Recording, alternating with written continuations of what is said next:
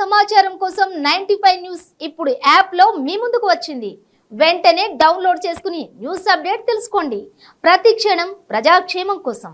Welcome to 95 news. ప్రతి క్షణం ప్రజాక్షేమం కోసం. నేను మీ మాధురి. ఈ రోజు గాంధీ భవన్ దగ్గరికి వచ్చేసాము. ఇక్కడ మనతో పాటు ఉన్నారు టీపీసీసీ జనరల్ సెక్రటరీ మానవతా రాయ్ గారు. ఇప్పుడు వారితో మాట్లాడేద్దాం. నమస్తే సార్. సార్ చెప్పండి, ముందుగా అయితే ఇప్పుడైతే కాంగ్రెస్ లో స్క్రీనింగ్ కమిటీ దాని గురించి అయితే ముందుగా మాట్లాడుకోవాలి. బట్ దానికన్నా ముందు బండి సంజయ్ గారి కామెంట్స్ గురించి మాట్లాడుకుందాము.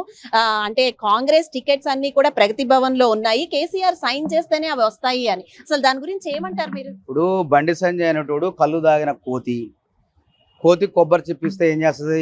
నిలుపుకోలేదు. అటనే బీజేపీ అధ్యక్ష పదవి ఇస్తే నిలుపుకోలేకుండా ఆ పదవిని కోల్పోయిండు. ఆయన సమర్థుడు కాదని చెప్పి బీజేపీ తీసేసిన తర్వాత ఏం చేయాలా? ఏదో పిచ్చి కూతలు గుయ్యాలా. ఇలా బీజేపీ బీఆర్ఎస్ పార్టీ ఒకటి. కవితను అరెస్ట్ చేయట్లేదంటే అర్థమైంది. ఇప్పుడు అక్కడ ఇదే 100 కోట్ల అవినీతిలో మనీష్ సిసోడియాని, సంజయ్ సింగ్ని, మరి ఆ రాష్ట్ర ఉప ముఖ్యమంత్రిని వాళ్ళందరిని అరెస్ట్ చేసినప్పుడు కవిత కూడా విచారణకు పోయింది. విచారణకు పోయినప్పుడు కవితను ఎందుకు అరెస్ట్ చేయట్లేదు? కవితను అరెస్ట్ చేయకపోతే మన పార్టీ బతుకుండదని చెప్పి బీజేపీలో ఉన్నటువంటి కొండా విశ్వేశ్వరరెడ్డి, రాజగోపాల్ రెడ్డి మాట్లాడినా లేదా? వాళ్ళు ఒకటే. ఈ కాంగ్రెస్ లిస్టు వాళ్ళెట తయారు చేస్తారు. అయినా బండి సంజయ్కి బుద్ధి ఉంటే కదా, అది గెలిచే పార్టీ కాదు. ఏమి లేనివాడే ఎగిరెగిరి పడతాడు. బండి సంజయ్ లాంటివాడే. వాళ్ళకి బలం లేదు, క్యాండిడేట్లు లేడు, ఎవడూ లేడు. కాబట్టి ఎగిరెగిరి పడతాడు. అన్నీ ఉన్న ఆకు కాంగ్రెస్ పార్టీ అణిగి మణిగి ఉంటుంది. సరైన సమయంలో మా అభ్యర్థులు ప్రకటిస్తాం.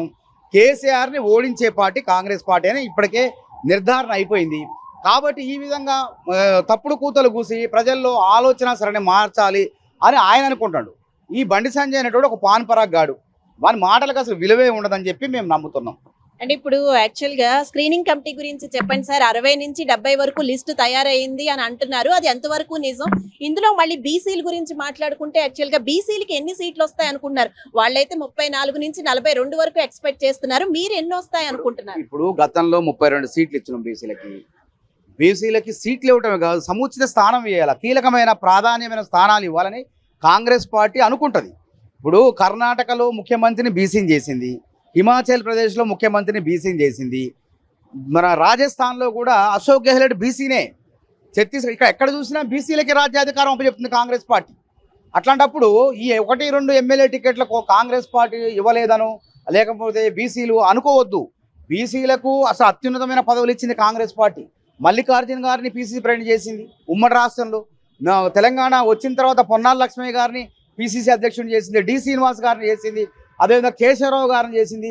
అవకాశం ఉంటే రేపు కూడా మళ్ళీ ఏబీసీకో లేకుంటే ఒక దళితుడికో అవకాశం వచ్చే ఉంది కాంగ్రెస్ పార్టీలో. సామాజిక న్యాయం చేయడంలో పెద్దపీట వేస్తుంది కాంగ్రెస్ పార్టీ. ఇటు దళితులకు కానీ గిరిజనులకు కానీ అన్ని వర్గాలను కూడా హక్కును చేర్చుకునే పార్టీ కాంగ్రెస్ పార్టీ. సరే, గతంలో ఇచ్చే 32 ఇచ్చారు కదా, ఈసారి 2 సీట్లు అదనంగా ఇవ్వాలి అంటే పరిస్థితులను బట్టి కాంగ్రెస్ పార్టీ బీఆర్ఎస్ పార్టీని ఓడించాలి. ఇట్లాంటి పరిస్థితుల్లో అవసరమైతే ఒక సీటు తగ్గినా సరే సర్దుకొని పోయి రేపు గెలిచిన తర్వాత ఎమ్మెల్సీలు కావచ్చు, బీసీలు రాజ్యసభ సభ్యులు కావచ్చు, ఎన్నో కార్పొరేషన్ చైర్మన్లు ఉంటాయి. ఆ కార్పొరేషన్ చైర్మన్లో కూడా బీసీలకు అవకాశం వస్తుంది అనేది అర్థం చేసుకోవాలి. ఫస్ట్ యుద్ధం చేయాలి. మనం కేసీఆర్ని ఓడించడానికి మనం అందరం కూడా యుద్ధం చేయాలి. యుద్ధం చేసి గెలిచిన తర్వాత అప్పుడు అధికార పార్టీలో పదవులు పంపకం దగ్గర నా వాటా ఏంది, మాకేం న్యాయం చేస్తామని చెప్పి అడిగితే బాగుంటుంది అనేది నా అభిప్రాయం. యాక్చువల్ గా అంటే November 30 అయితే డేట్ అయితే కన్ఫర్మ్ అయిపోయింది. కానీ ఈ లోపు కాంగ్రెస్ లోనే కార్యకర్తలు లోపలే చిన్న డిస్టర్బెన్సెస్ వస్తున్నాయి. బయట వాళ్ళని ఎక్కువ తీసుకుంటున్నారు. బయట వాళ్ళకి ప్రిఫరెన్స్ ఇవ్వడం వల్ల మేము ఎప్పటి నుంచో ఉన్న కార్యకర్తలకు అన్యాయం జరుగుతుంది అని. దీని గురించి ఏమంటారు సార్? కాంగ్రెస్ పార్టీలో సరే కొత్త వాళ్ళు ఉంటారు, పాత వాళ్ళు ఉంటారు. కొత్త వాళ్ళు వచ్చారంటే వాళ్ళు అన్ని రకాలుగా సమర్థులైన వాళ్ళు వచ్చారంటే, పాత వాళ్ళు అసమర్థులని కాదు. కాబట్టి కొత్త పాత కలయికతో వీళ్ళందరినీ కలుపుకొని యుద్ధం చేసి కేసీఆర్ని గెలవాలా.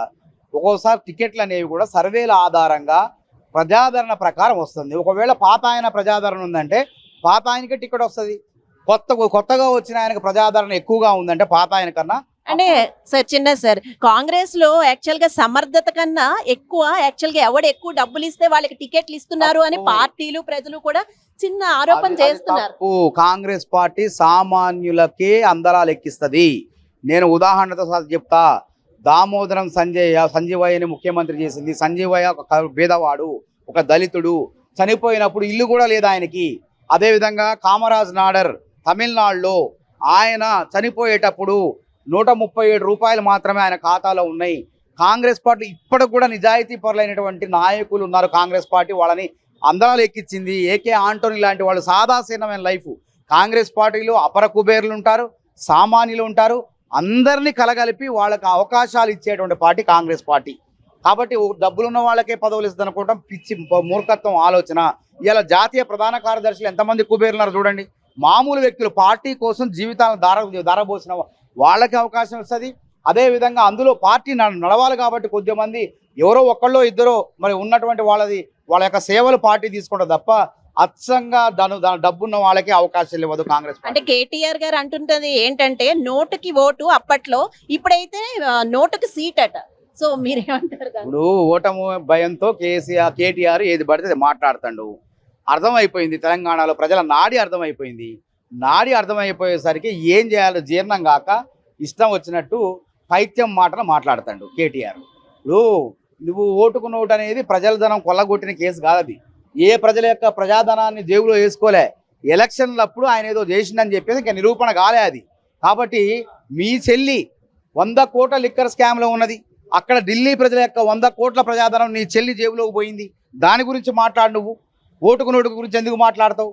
మీ అయ్యా మనుషుల అక్రమ రవాణా పేరుతో అప్పట్లోనే మనుషుల్ని దుబాయ్ పంపిస్తా అని చెప్పేసి, మస్కట్ పంపిస్తా అని చెప్పేసి ఢిల్లీకి పంపి వాళ్ళ మోసం చేసి తన్నులు తిని ఢిల్లీ పోలీస్ స్టేషన్లో ఉన్నాడా లేదా? మీ అయ్యా పాస్పోర్ట్ల దొంగ. రేవంత్ రెడ్డి ప్రజలకు అన్యాయం చేయలేదు. రేవంత్ రెడ్డి ఎన్నికల ప్రక్రియలో నమోదయ్యే కేసు ఉన్నది, ఇంకా విచారణ సాగుతుంది. ఆయన నేరం చేసిండా చేయలేదా కాదు. మీ అయ్యా దెబ్బలు తిన్నాడు. ఆ రోజు మా కాంగ్రెస్ నాయకుడే కాపాడిండు, ఎం సత్యనారాయణరావు గారు. లేకపోతే మీ అయ్యా ఇవాళ తీహార్ జైల్లో శిక్ష అనుభవించి ఇవాళ అసలు ముఖ్యమంత్రి అయ్యేవాడే కాదు. కాంగ్రెస్ పార్టీ చేయబట్టే మీ అయ్యా ముఖ్యమంత్రి అయిండు, నువ్వు మంత్రి అయినవు. నీ చెల్లి 20 లక్షల వాచి పెట్టుకోగలిగింది ఎమ్మెల్సీ అయి. పేదవాడికి తినడానికి ఠికానా లేదు, తిండి లేదు. నీ చెల్లి 20 లక్షల వాచి పెట్టుకుంది. ఖలీఫా ఖరీదైనట్టు ఖలీఫా బుర్దులో ఫ్లాట్ కొనుక్కున్నది. నీకు ఫామ్ హౌస్లు ఉన్నాయి, హరీష్ రావుకు ఉన్నాయి. ఇవాళ ఏమి లేని కేసీఆర్కి లక్షల కోట్ల ఆస్తులు వచ్చినాయి. 130 సంవత్సరాల చరిత్ర గల కాంగ్రెస్ పార్టీకి సొంత బస్సు లేదు. మీకు 100 కోట్ల విమానం వచ్చింది. ఎట్లొచ్చింది చెప్పండి. దీన్ని ప్రజలందరూ కూడా మీ అవినీతిని చూసి విసుగు చెంది మిమ్మల్ని ఇక్కడి నుంచి తెలంగాణ నుంచి తరిమేయాలని చూస్తున్నారు. అవన్నీ తెలిసిపోయే ఈ విధంగా కాంగ్రెస్ పార్టీ మీద దుమ్మెత్తిపోస్తాడు కేసీఆర్.